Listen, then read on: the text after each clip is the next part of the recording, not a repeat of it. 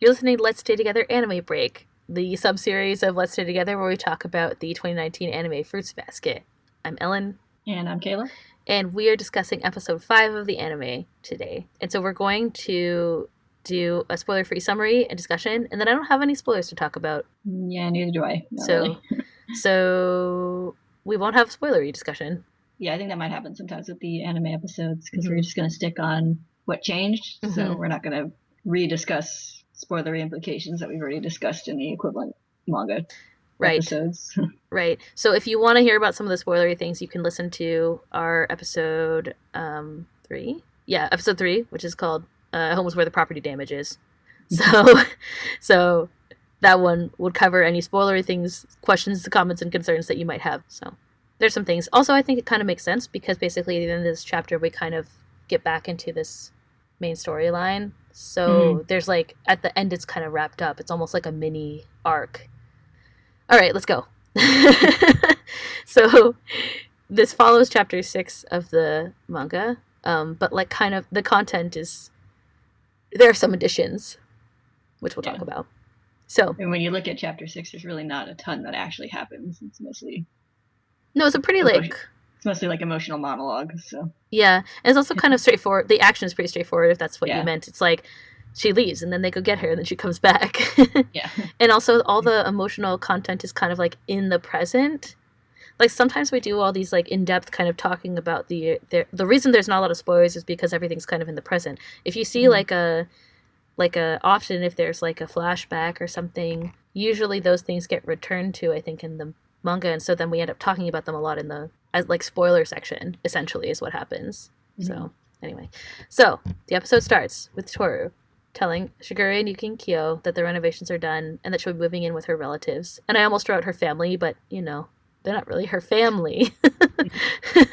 They're her blood relations. She's forced to have rather than the one she chose. Yeah, exactly. And Shigure actually looks a little surprised, and Yuki's surprised, and Kyo doesn't look up. He's like sitting on the porch, like away from them. And neither Yuki or Kyo say anything. Shigure is just like, okay, well, like, good luck at your new house or whatever. Tohru realizes that she's forgotten to make dinner, and so she gets up to do that. In the kitchen, while she's preparing food, she puts the kettle on and she has a flashback. And the transition is really seamless, and this wasn't in the manga, so I wasn't expecting it at all. So what happens is Tohru has this memory of her mother coming home. Tohru's in the kitchen cooking, and her mom comments that Tohru has a fever and that she was supposed to stay in bed, and Tohru says that she can't just rest while her mom is out working so hard. Her mom kind of like hugs her, wraps around, drapes on her from behind, and Tohru rests her head in her elbow. And her mom says that it's okay to get discouraged or be selfish once in a while. The kettle whistles in the present and kind of snaps Tohru out of her memory. And she says that she's okay. Her grandfather's house will be great, especially compared to the tent. Which I'm like, is that really a measurement of success of a living situation? And then it's definitely an improvement. It is. You can't falter for that. No, it's definitely an improvement. That's the bright side. That's how Tohru and I are different people. Always looking at the bright side of things. We have the theme song break here at this point. After the theme song, we cut back to like later that night, I think. Tohru gives them some last minute pro tips about adulting. Like, the trash day changed. Like, make sure you cook this food that's in the freezer. And she gives them her new address. And then she goes up to her room to pack. Shigure says that he thought that Yuki and Kyo would try to stop her. And Yuki is kind of just like, why? And Kyo is like, she shouldn't have been here in the first place. And then Shigure is like, well, then why is it so gloomy in here then? And then he returns to reading the newspaper with a deep sigh.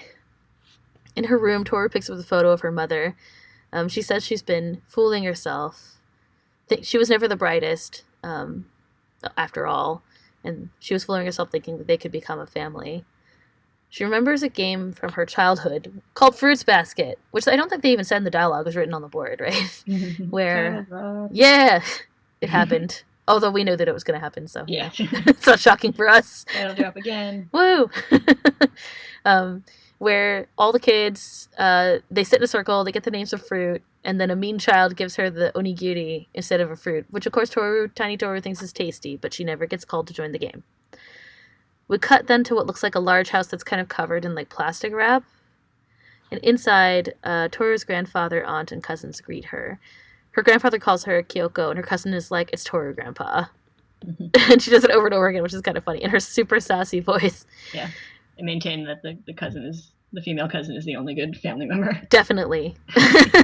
From the sad corner of the room, Tohru thinks that, of course, in retrospect, it makes sense that a rice ball would ever be able to join the fruits basket. Back at Shigure's house, the only trace of Tohru is a note covering some bowls on the counter with some instructions for how to heat up food, which, frankly, I don't trust Shigure, Yuki, and Kyo to be able to do. So, whatever. Anyway. So cook it for exactly this long. It's like detailed instructions. Mix it in the middle. Put it in the burnable trash. Yeah. Please take out the trash. And she also signed the note to, which is really cute. If you look at it in the, at least I saw it in the dub. No, in the sub, and it's charming. Shigure notices the note and says it was an anticlimactic departure, but it left a lot of melancholy behind. In the background, Yuki is putting on his shoes, and he takes off immediately without talking to Shigure. Shigure looks at the address that she left on the table from the night before, and then the scene ends. Yuki, on his way out to the garden, he remembers some of his precious moments with Tohru, like her saying, "I love strawberries," and talking about Yuki's kindness, how it lights up like when they're defending the garden, and then finally asking him, if her memories get erased, will she still be his friend, or will he still be her friend, I should say. Kyo, meanwhile, has hidden his safe space once again on the roof and is remembering his precious memories of Tohru, her saying, "I always loved the cat from the Zodiac," and her right straight punch, which of course was with her left hand that we talked about last time, and then saying that he has good qualities, it was the umeboshi scene. I can't remember exactly which part. In my notes I just wrote umeboshi, so yeah. We cut to Kyo lying on the roof being sad, and Yuki in the garden being sad, and then there's a scene of all of them eating, which is, I think it's both of them are thinking about something like that. Kyo looks up determinedly, and then Yuki looks up determinedly. This is straight out of the anime. The scene of her of them eating together looks a little different, but manga. Yeah, sorry. It's straight out of the manga. It's obviously straight out of the anime. It's definitely straight out. I think I'm just going to start today over. I said a lot of dumb shit today. It's straight out of the manga. This anime scene is straight out of the anime. Oh, I need to lay down. Okay, so they... So yes, Kyo looks up determinedly, which is great, and Yuki looks up determinedly. They both have the animation of this part is really awesome. I thought it was really cute. We cut back to Tohru at her grandfather's house, looking at the books that she checked out of the library to learn more about Yuki and Kyo. I always thought that she checked them out for Yuki and Kyo, and then when I watched this again, I was like, oh, maybe she wanted to read them for herself. Why didn't I think about it that way? I don't know. Anyway, Tohru wonders if they all ate breakfast and if she should have said something, but she knows she'll see them at school. I'm sure it would have been really sad if she did. I don't know. I could see why you would just bail out, especially because we know that she wanted to stay there. But Tohru's cousin comes in and asks if she's finished unpacking her 2 bags yet, and then complains about them having to share a room, of course, like an asshole. And Tohru apologizes for that. Tohru's grandpa then pops in and says that they're calling for Kyoko-san downstairs, and then the cousin corrects him again. Downstairs, the aunt and the other cousin, the guy cousin, have gathered to talk to Tohru. It turns out that these assholes have hired a private detective to look in on her, and her aunt asks about Tohru living with a man. I think it's kind of funny and ironic that they know and care about her living with a group of unmarried men, but not in a tent. Did they get the detective later or something? What the hell? They don't make any comments about that anyway, at least. The girl cousin is like, whoa, I thought I was maturing faster, or whatever. Tohru asks why they would hire a private detective, and the aunt explains that her son wants to be a police officer, and she thought it might be too much, or, that they shouldn't do that, but based on how Tohru's mother behaved, mother like daughter, and we see, of course, a flash of Tohru's mother in her gang jacket, but the thought of it sort of made her uneasy. They say that if Tohru is going to be living in his house, she needs to be careful not to do anything indiscreet. And in the background, we see the cousin opening up what looks like a Pocky container or something, which I interpret as choosing a snack to eat while the drama is unfolding. Yeah. the other cousin, the male cousin, stands up and walks over to Tohru and asks like a total asshole if the Somas did anything indecent to her. And Tohru grimaces. And I thought that he's even more... Like, in the manga, I thought I was over-interpreting it when I thought that he was kind of being an asshole, the way that he talks to her. But in this interpretation, he's even more smarmy than he was in the manga, which I thought was like, appropriate. Saunters over to her and, like, leans over her. Yeah, he's, like, threatening her almost. Yeah. Yeah. And her grimace... So we looked at that... When we talked about that scene, I was like, I think that Toru's kind of, like, frowning. Like, I think she's grimacing. And in this, it was very clear that she was upset with what he was saying. And I think it's more so because he's, like, saying that the Somas are indecent. Like, it doesn't even have anything to do with her. I don't know. It seems... Maybe... Is that a way to interpret it? I don't know. But she's certainly upset about it. Yeah. Then we cut briefly outside where a slap can be heard. And it turns out that Toru's grandpa slapped the guy cousin. And everyone's pretty surprised, so much so that the girl cousin has, like, stopped snacking and she's, like, holding the Pocky out in front of her. And the grandfather apologizes and says not to think badly of the family. They're just assholes. No, it's not really what he said. He said they're just, like, mean people, or they're mean-spirited by nature or something like that. He said that they're his family and this is his home and he can put up with them being assholes. But Tohru doesn't have to stay there. And Tohru hangs her head and kind of, she, like, grabs at her skirt, which was really sad. I was like, oh, you know, like, we saw in one of the episodes, or one of the chapters of the manga, someone kind of, like, grabbed their, I think it was, like, Kyo?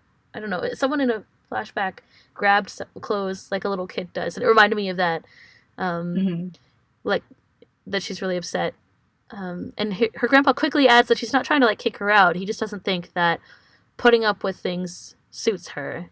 He says that Katsuya, which of course Tohru responds, and she's like, my dad, said that Kyoko-san would be happier living in a place where she could spread her wings. So I guess the grandfather's referring to her mother, but I don't know if he's putting that onto her or whatever as well. He says that he thinks she needs more than this place, and says that if there's somewhere else she'd rather be, she should feel free to go there. And Tohru says that she shouldn't deserve to think that she needs more or something. Like, the subtitle's really convoluted, but she feels like she doesn't deserve more, doesn't need more. She thinks that her mother loved her, she has great friends, and Somokun's family was really nice, and she also has a roof over her head, of course, and so much to be grateful for. And she starts to cry. This is probably where everybody started crying when they watched this episode. She starts to cry and says that she shouldn't say that she wants to go home. She shouldn't say that she wants to go home, and she shouldn't miss being with the Somas. She wanted to get, and then we see, I think this is her, like, internal monologue, whatever. She wanted to get to know them better, to eat meals with them and talk with them. She wanted to spend more time with them, and she didn't want to leave, and she admits that out loud, that she wanted to stay with them. Closing her eyes, she wonders if it was too selfish, if she's too soft on herself. And a familiar voice calls out that if that's how it is, then she should come home. It's Yuki! Yuki's there to come pick her up. It's incredibly sparkly when Yuki shows up. I like how it's also rotated at this, like, extreme angle. It's like 45 degrees or something, and then it rotates to the, like, normal angle. I was like, that is weird. Out of all the things that we've seen, it's, like, weird. But yeah, it's Yuki's there to pick her up, and it is very shoujo sparkly. He has weaponized shoujo sparkles, as you described in one of our manga episodes. We suddenly cut back to Shigure's house. This is the part where the episode got really interesting if you're a fan of the series and you haven't seen it before, because we get this from the other perspective. So we cut back to Shigure's house, and Kyo is, like, pacing on the porch grumpily, and Shigure is reading the paper, and Yuki's trying to read, and Yuki's like, if you're gonna walk, do it outside. And Kyo is like, why don't you go read in your room? And then they start to argue or whatever. Kyo complains that Toru's family is too high-handed, which isn't a phrase that I heard before, so I actually had to look it up. I don't know if you know it. Did you know? Did you hear it?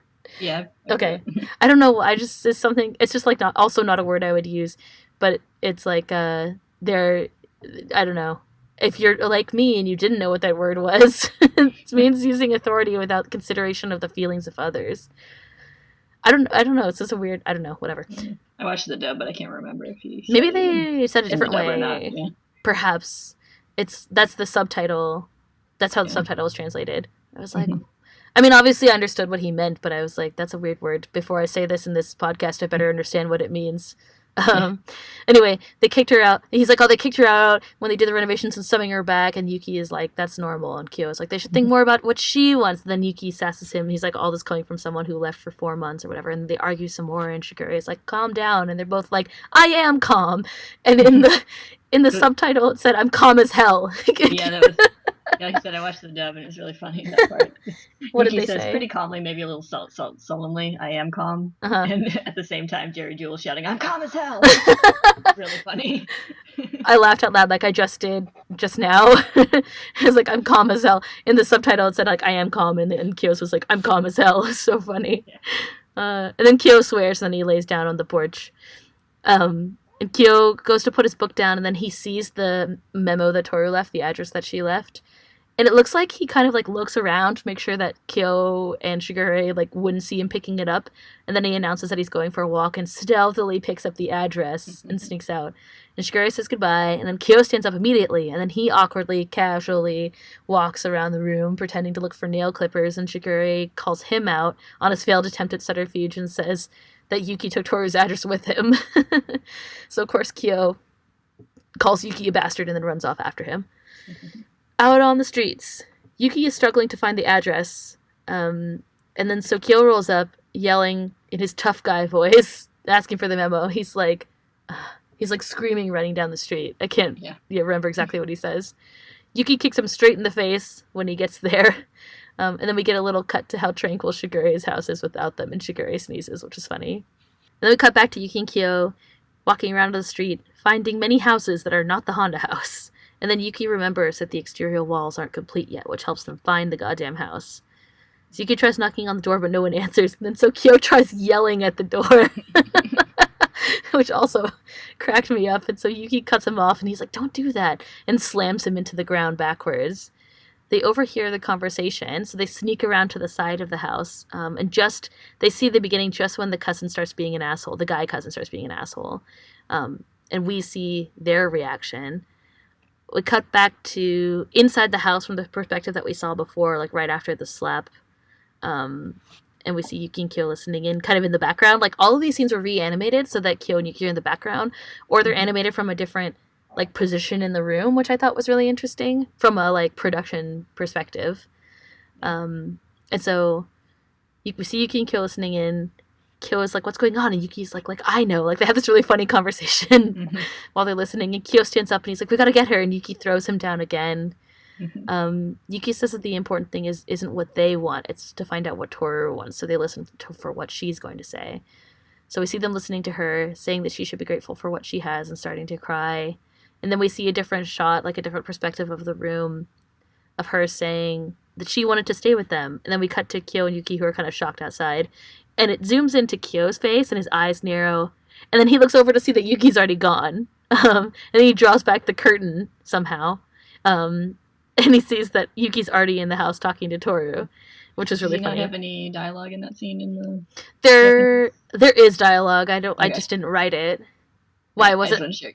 No, just because I remembered him. He's like, "All right, let's go," and then noticed that he's already gone. Yeah, sorry. Sure, No. I didn't write the dialogue. There's definitely dialogue in that scene where they're like, "What's going on? I don't know." And then Kyo stands up, and Yuki's like, "You need to wait," or whatever. And then I just meant that part in particular. Yeah, I think there definitely he is. narrows his eyes, but he narrows his eyes, and his mouth is off screen, and he says something for sure. Yeah, it's probably like I don't know. He's probably like, "Let's go. We gotta go," or something. And then he looks over, and Yuki's already gone. Yeah, it was really great. I was like, "Oh, that's so cute." It's cute that Yuki is the one who's like, at that point is when he decides to jump it. It's like he cut Kyo off so many times, and then he's already inside the house. It was great. So now at this point, the two narratives, these two perspectives of the same narrative have come together. When we see the reaction from the uncle, or not the uncle, from the aunt and the cousin, which also cracked me up. And then I don't know what it said in the dub version, but in the subtitle version, it's like "who," and then what she says is "dare," and the cousin is "bishi," and so it's like he's just like, it's translated as like "what a babe," but it's just all he said was "bishi," which is really funny. So, anyway, so they're all really shocked when Yuki shows up. Kyo pops in and he grabs Toru's head and pulls her back, and I loved how also in the original one that scene was kind of awkward because he just grabs, in the original anime, he kind of like grabs her head and like pulls her out the door. But I like how she's like, "Well, Kyoka," and like all the whole time in the background, like it continues the whole time that she's walking out. It's really funny. And then Yuki asks where Toru's stuff is, and they're like, whoa. And Yuki is like, "We came to get her." And the guy cousin is like, "Wait, were you one of the guys that she was living with? And also you're a guy?" And then Yuki flicks him so hard in the forehead. I think in the manga and in the original anime, it's just kind of like, I don't know, it's not as intense. But remember how, points. or he points or whatever, points, but he hits him in the forehead dramatically. Yeah. Yuki says that he hasn't earned the right to call her Tohru-chan and calls him a lowlife, which is wonderful. The guy got what he deserved, I feel. Yuki dished it out. Outside, Kyo finally stops dragging Tohru by the head. And she asks Kyo why they came to the house, and he's like, you left the address, and it was hard to find, so I got stuck searching with Yuki all day. And he wonders why he did it, and he wonders why he felt so on edge when she left, and Tohru thinks that they came even though they were fighting the whole time. Kyo says that it's her fault, and she should have said something if she didn't want to leave. Of course he says it's her fault. She should have said something if she didn't want to leave. She's like, how did you know? And he says that they heard the whole conversation, of course, because they were hiding outside. He says, isn't it okay to be selfish sometimes? Like, it would piss him off if someone was selfish all the time, but in Toru's case, it would be okay to complain or be selfish or get discouraged sometimes. And then Tohru remembers the words of her mother that we saw in that memory earlier, and she starts to cry, like a lot, like a significant amount of crying. She starts to sob, and Kyo is like, what the hell, why are you crying? And she struggles to reply, at least in the way that it's voice acted in Japanese, and she says, I want to go home. Eventually, she manages to squeak it out. She says she wants to go home where everyone is, and repeats, I want to go home, at the end. She cries, and we see Yuki coming up with her things from behind. And Kyo takes her hand, and he's like, fine, we're going home. And then Yuki catches up and then takes her hand as well. We see in Toru's imagination that she's a child again in the fruits basket game, and the onigiri is called. She gets up excitedly, and she takes the hands of Kyo and Yuki. Which I thought was an interesting way of integrating this scene, because it kind of, isn't it just like it's kind of cut off? She's like running toward it, like there's just the disembodied like onigiri voice, and then she's running toward them, so they kind of added them into that scene. As they walk home, Tohru thinks she's the luckiest person in the world. We cut back inside to her family's house, and we see a huge red mark on the cousin's forehead, and the aunt is just like, what the heck, over and over again, and the cousin is like, he was a guy or whatever. And the grandpa is like, be well, Kyoko-san, or whatever. And the cousin corrects him again. She's like, it's Tohru. Yeah. And the she's like, it's still Tohru. Yeah, it's good. Back at Shigure's house, the trio has returned. Shigure congratulates them on recapturing the princess, and Kyo is like, you're making us sound creepy. And Yuki is like, at least call it a rescue. And Tohru is like, I'm back. And then apologizes for causing problems and whatnot. And Shigure says not to worry. He says that he'd never seen Yuki fall to pieces like that, and Yuki gets all flustered, and he's like, I wasn't falling to pieces, and Kyo pipes up, and then they start to fight, and Shigure is like, well, it's not much of a home, but if you'll have it, it's yours, and Tohru thinks, I'm home with my new family, and that's the end of the episode. Oh, it's a good one. In terms of things to discuss, I thought, like, this overall edition of this time from Kyo and Yuki's perspective is really interesting. I wonder if, like, because in the original, it says that they heard everything the whole time, so I wonder if that's just, like, something that maybe, like, Takaya envisioned but, like, couldn't represent, like, didn't have space to represent or something. She is, like, I think, in some kind of creative direction role in the new manga, so maybe that was added. I don't know. It's interesting, though, regardless. Yeah. And I thought it was funny. Seeing their reactions to all the things that she says is really, I think it adds a lot to the episode. And, like, what was happening other than them bickering on the street. There's, like, a couple little scenes of them bickering on their way to Toru's house. Yeah. Yeah, there's, like, one panel of that in the manga, so kind of fun to see. Yeah, and this time they, like, expanded. Figure it out together. And, well, Yuki figures it out, and Kyo is just there, I guess. Yeah. He's there to yell. And I thought of course, the scene with Toru's mom is not in the manga. I don't think it's anywhere in the manga. Yeah, I was thinking about that. I was like, if it was, like, from a different scene, but I think it just sort of expands on, and, like, other flashbacks that have been there, like the one early on when she's sleeping after she has a fever from digging out there, and she remembers her mom being like, oh, you worked too hard even though you had a fever and stuff. I think it's kind of meant to be maybe from that same scene. It's similar to that time for sure. Actually, I didn't go back and look and see what she's wearing or anything in that scene, but it's certainly very similar. Yeah. And we have other like flashbacks of her mom like hugging her like that. Yeah. Definitely. I think they're all also early. And Tohru, cooking food for her mom specifically. So yeah, with her little kind of takes bits and pieces from flashbacks that are in the manga. Mm-hmm.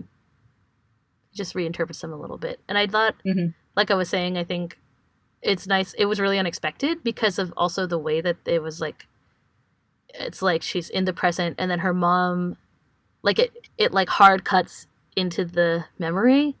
Mm-hmm. And like her mom's kind of in the same position in that kitchen as she was like in the, I don't know, in Tohru's memory. So it's, yeah, I was like, what the hell is this for a second? And it was cool. I liked it. I also thought it was nice because it gives also some more, sometimes things are added to the anime, I feel like, to add a bit more balance to certain characters. So like in the very first episode, Yuki said that she shouldn't worry and she should just be herself, which is what her mom said. And then in this episode, Kyo echoed the sentiment that her mom had, where he was like, which is what he says in the manga too. Like he's like, you should just complain. But it's like adding her mom also gave it like the same kind of balance, which makes it feel like they're more like her family. Like her mom was her family, I feel like. Yeah. I thought it was nice. Mm-hmm. Yeah. Again, I think they're all good changes that they made in this episode. We probably haven't talked about it that much in these yet, but I'm sure we will, because one thing we talk about in our overall episodes, if you listen to them, is that, like, I want to talk about Tohru's family's house, is what I'm about to say. We talk about how different houses, like these locations where people live, almost like represent something about them or how they feel about their family or like whatever. And in this case, I think it's interesting they chose to make the house unfinished. Mm-hmm. And it's also really different than Shigure's house. I wonder if there's anything like that we can kind of analyze from that. Like obviously I guess it's unfinished, so it makes it harder for them to find it. Like it kind of just sets up something, but you didn't have to add any of that. So like I wonder if you could say anything like narratively about that. I do think you could kind of interpret something where when Tohru's first talking about how the exterior walls aren't done, but you can still live in it. I think it's sort of saying kind of how she's like, this is a good place. I've got a lot to be thankful for. It's like, it's not perfect, but it's good to live in, but it's not where she wants to be. Mm-hmm. Yeah, like I guess you can extend that then to say like the family inside it is like, it's not perfect. Mm-hmm. Yeah. But it's something that it's good enough. Mm-hmm. And she thinks she should be grateful for it. Yeah, it's, yeah, for sure. She has that opinion about her family. I mean, I think, and like more so her like chosen family, like the Somas, like she feels like, you know, she should be grateful for spending time with them and for being all the things that they do for them. So this is just kind of adding on to that, perhaps. Mm-hmm. Like how it annoys me how her cousin is like, I have this giant room now, but I have to share it with you. It annoyed me when we read it in the manga, and it annoyed me this time. It's like, such a jerk. Like, actually didn't mind it this time because it's more like she's just complaining in general. Yeah. It's like, oh, I have to share it with you. She's like, man, we have this big house and I still have to share a room. Yeah. I think maybe it seemed more like she was kind of trying to commiserate rather than complain. Maybe. Like, can you believe we have to share? Yeah, maybe. Over in this giant house. Yeah, maybe. The room itself has like, it's like they didn't make any exception for her at all, though. Like, there's only one of everything. There's like one desk. There's one bed. Mm-hmm. Yeah. I don't know. I agree with Kyo saying they're high-handed or whatever the fuck that means. Yeah. Other than that, I think this is just, so the one I was kind of saying, like, we don't have any spoilers to talk about, and I think one reason for that is because it's almost like the end of like a little mini series almost, where she moves in with them, and then this is like the climax of that, and then she's moving back in with them, right? So it's almost it's just setting up more things to come, I think, but not, I don't know. It's the end of things that have happened. Yeah. I don't know how to describe it. I'm not explaining this in a clear way. Yeah. It's tying up loose ends rather than introducing new ones. Right. That's a good way to describe it. So yeah. I don't know. That's all I have to say about this episode. It was good. I thought it was interesting that there's the one song in it. I don't know what they did in the dub version, but in the subtitle version at least, there's one song that has like lyrics in the background, which is kind of unusual. Like they haven't done that yet so far. I think with the other background music. Probably. I would assume that it would be the same. I feel like in this day and age, they don't like translate songs as much as they used to. Yeah. So yeah, I didn't look up the lyrics or anything, but I did think it was an interesting choice in that really emotional scene that they used a song that has some lyrics rather than just like a musical arrangement. So that was cool. Yeah, it's good. I don't know. Look forward to the next one.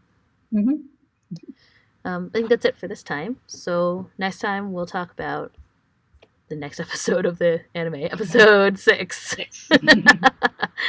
I'm on it. I finally remember who Shigure is. All right. We will see you guys next week. Thank you all for listening. Bye-bye. Bye.